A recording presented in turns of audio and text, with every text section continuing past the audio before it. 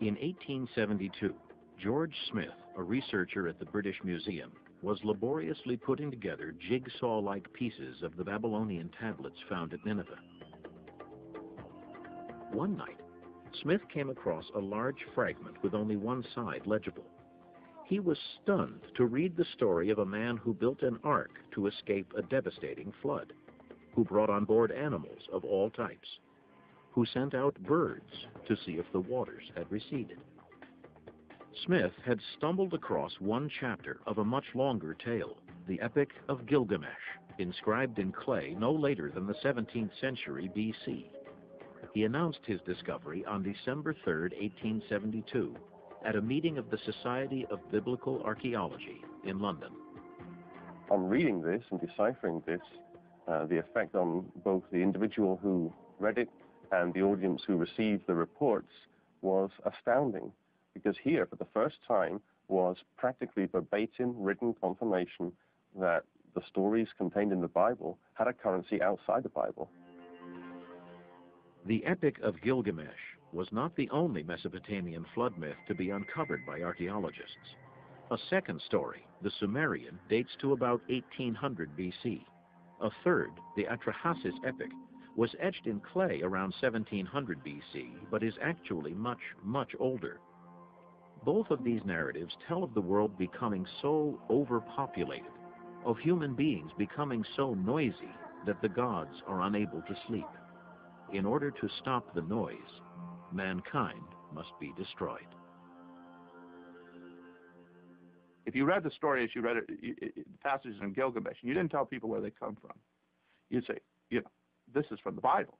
It sounds almost the same. It's very, very striking. In many ways, these Mesopotamian stories are very closely related to the biblical, not only in the general notion of a flood, but in some of the particular details. There's a Noah figure. He gathers his family and goes onto an ark. He's on the ark for a period of time while the rest of the world, human world, drowns. The ark comes to rest on a mountain. And there are some pretty startling points of comparison between the two, which suggest that they must have commonalities that are not accidental but share either dependency or a third tradition that may have informed both. The similarities are so close in terms of the general structure, the episodic structure, the fact that, for example, the birds are sent out to look for land. This occurs in both the biblical narrative and the cuneiform narrative. It's impossible to me to conceive of a situation in which these two stories arose independently. Now this raises a couple of additional questions. Who had it first, Mesopotamia or the biblical world? What's very clear about these stories from Mesopotamia, especially Atrahasis, is that they can be dated very accurately, or relatively accurately, at least in a couple of their versions, to the early 2nd millennium BC. So there's very little doubt that the Mesopotamian literary tradition, which includes these flood narratives, is much older than the Hebrew one. Here we have the smoking gun. Here we have discovered, with the Mesopotamian material, a story which we now know is far, far older than the biblical version.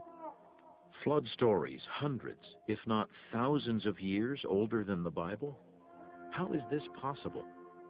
So there was no doubt that these stories are moving around in actual tangible tablets.